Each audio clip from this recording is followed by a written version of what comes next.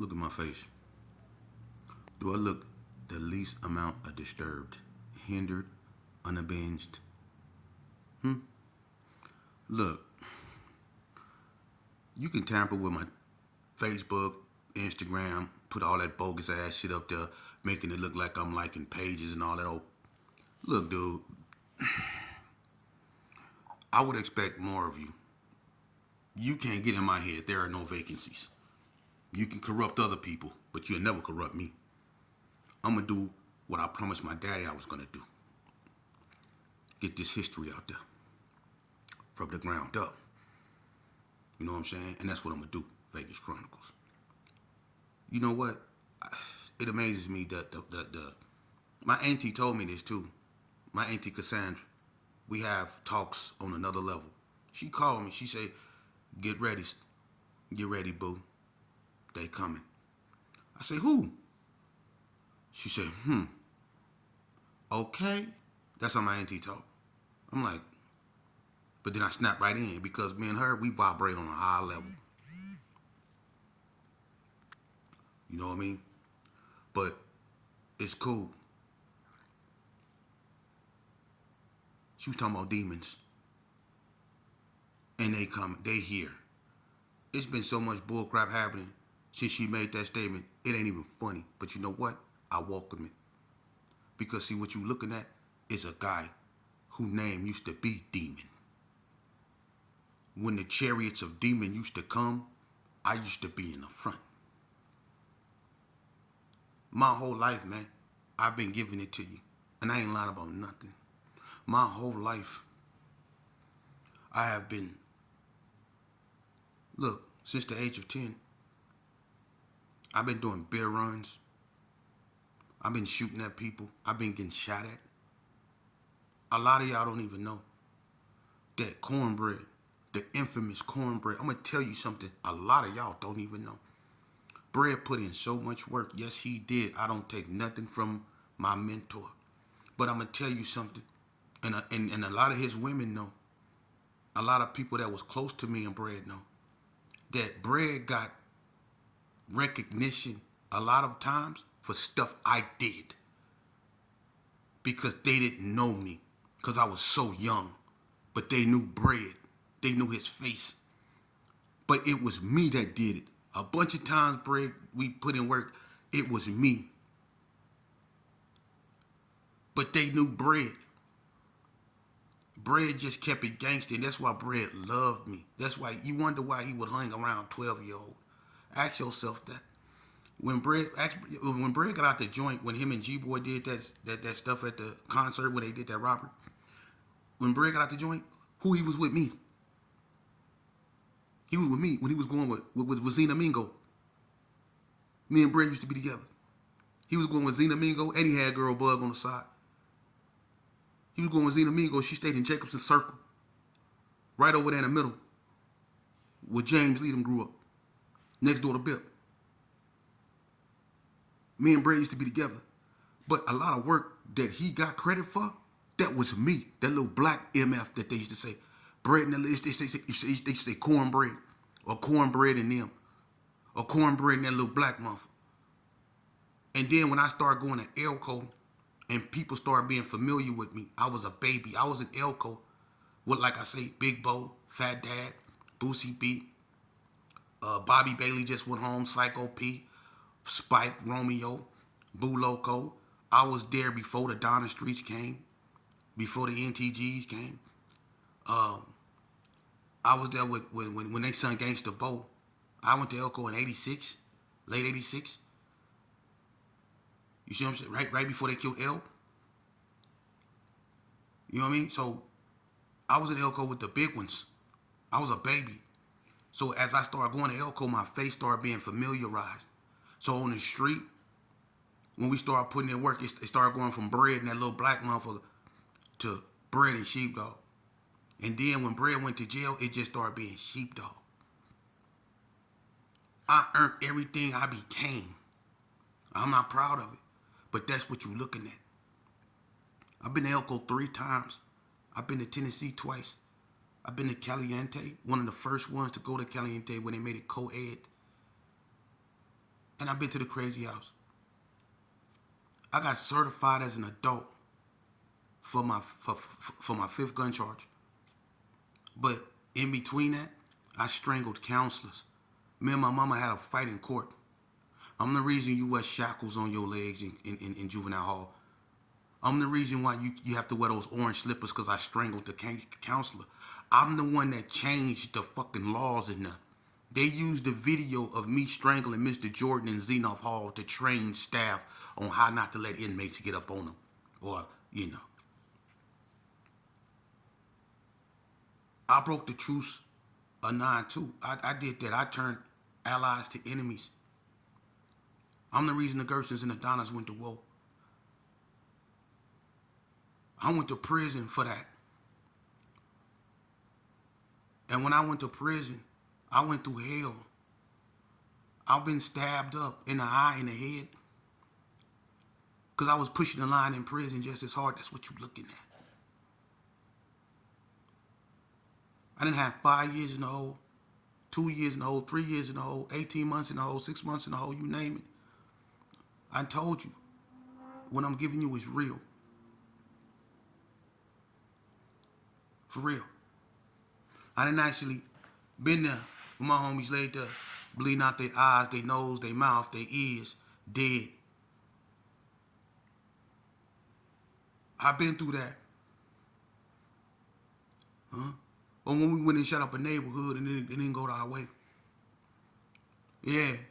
It's been plenty of time when we did drive-by and we didn't bust on people and they didn't jump in their hoopty and we thought we got away and we trying to get back to where we come from and they done crept up on us at the intersection and lit us up.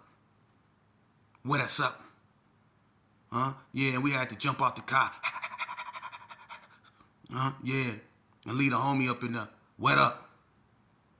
That type of shit. You know what I'm saying? But that's the game. That's what you're looking at. You know? Oh, and then nobody died. So all y'all talking about, oh, he talking about the way he jumped out the car, left the homie slump. Ooh. Oh, and he was alright. He alright. So all y'all haters out there, oh, yeah. See, that's what y'all do. You look for stuff instead of hitting them hearing a message. You look for stuff. You don't hear the overall message. You look for stuff within the message to criticize. See? But that's what these, so let me, you know what? To hell with y'all. Hey, to you youngsters, peep this, man. I know how I feel to be frustrated, agitated, irritated, and feel like don't nobody care about you. Rejected. I know what it's like. I know what it's like to get around the homies and feel emboldened, feel unstoppable. Then we get that liquor in it or whatever drug you do. Or even if you don't do drugs, that's the emotional high. I've been around people you feel you that love you. I understand it. I understand the rush. You know, that power you get for people knowing your name, especially if you're talented with your hands or if you known for something specific. You know, I know that feeling. But at the same time, you have to understand something, man. Ask yourself something. Is feeling emboldened because you with a bunch of people worth a life sentence? Because trust me, we be out here and we be in our garb. I used to be in this green uniform. Green up, green everything. But when I committed that ultimate sin, which is murder, and I ended up in that courtroom, you should have seen how I look. You try to look so, you be in your church clothes. You in your church clothes trying to look innocent, and people coming to testify against you in their church clothes trying to make you look guilty. Everybody in their church clothes. In court. And that's what's going to end up happening to you if you're lucky. Because if you're not, you're going to end up on the pavement with your guts or whatever hanging out. And if it's your guts, you're going to be praying that the ambulance get there on time. For real. Just like everybody that say, I hate the police, I hate the police. You ever got caught slipping by 30 bloods? Huh? You ever got caught slipping? Look, I did. Up there, what's that on? That I think that Pat's on Orange. I went in there and got me some shrimp fried rice one time. trying to be slick. I rode my little cousin Raymond bike up there. I went up in there and tried to give me some shrimp fried rice and a Capri Sun. While I'm bringing on my rice, about 20 bloods came up in there, man. All you seen was red flannels, red hats, red chucks, red socks, red everything. Flame on. And I tried to look unaffiliated as possible. But as soon as they came up in there, they seen me. And this when they was calling us flirshins. Like, look at this flirting ass. Woo, woo, woo. Man, look here. Look here. I am so glad.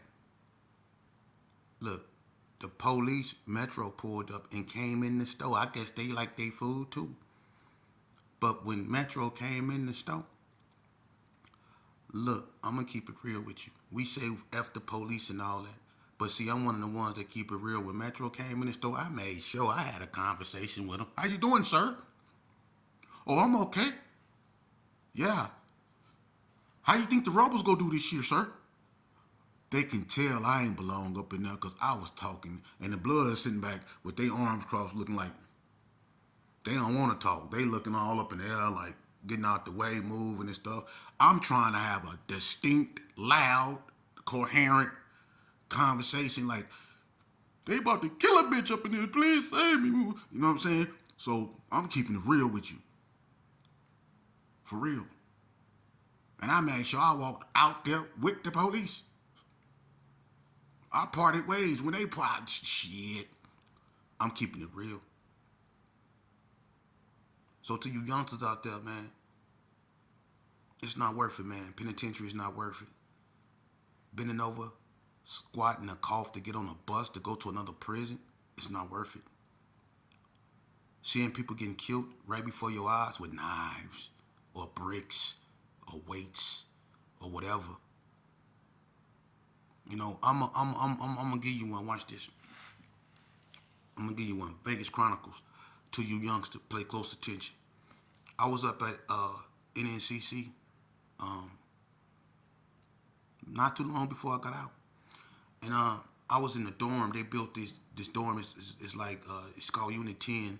See, the prison system ran out of room for inmates in the older prisons, so they build these warehouse-looking dorms now. You know what I mean? And whatever happened with High Desert, and it was supposed to hold eventually 10,000 inmates. Well, it's not doing that. So the other prisons are building these warehouse-looking prisons. NNCC got one, Indian Springs got one, and I'm pretty sure quite a few other yards got one by now. But back to what I was saying. We happened to be in Unit 10 at NNCC, right?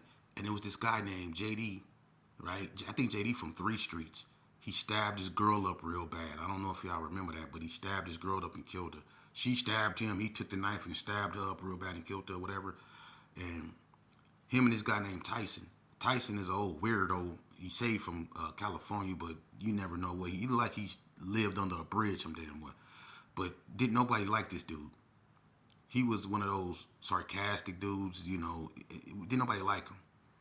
You know what I mean? And his favorite word was, I used to be a car salesman, and man, I had a bad day when I ain't make no money, man. And you know, being a car salesman, man, you don't nobody want to talk about being a goddamn car salesman.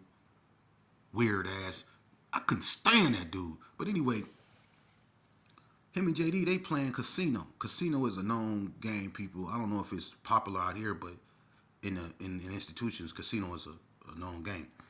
They playing Casino for stamps. Now, to make a long story short, I guess JD lost all his stamps to Tyson, right? And I don't know what Tyson did with his stamps, but when JD started winning, he accumulated so many stamps that he wanted his stamps. So instead of Tyson giving him his stamps back, because he beat JD for like 10 stamps, so JD wanted his 10 stamps plus the ones he won back. So instead of Tyson giving him that, he gave him some coffee. And he know JD like coffee. So, but JD didn't want the coffee. JD was like, nah, I want my stamps. And Tyson was like, I ain't got them. He was like, well, you better go get them. Tyson was like, I ain't better go get nothing. I'm going to give you this right here. He was like, you ain't giving me that.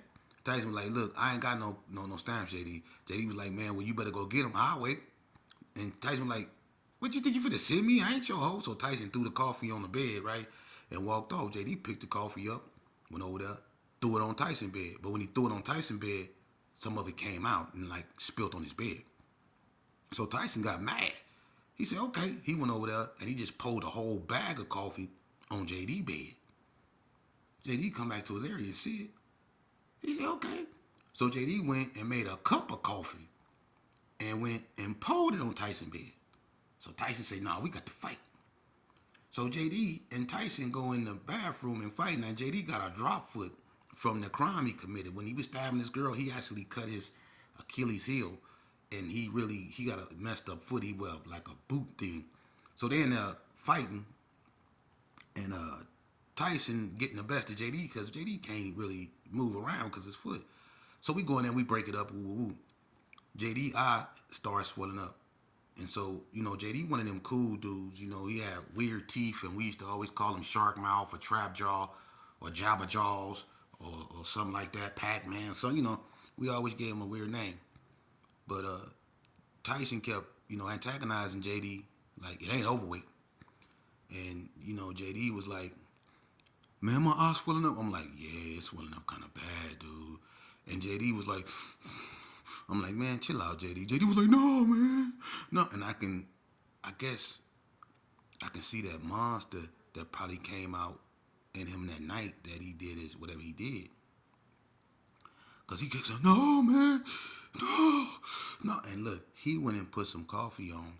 You can only put it on the microwave for 6 minutes. He went and put it on 6 minutes 3 times. He put baby oil and coffee in a cup and put it on. So that's what, 18 minutes. But anyway,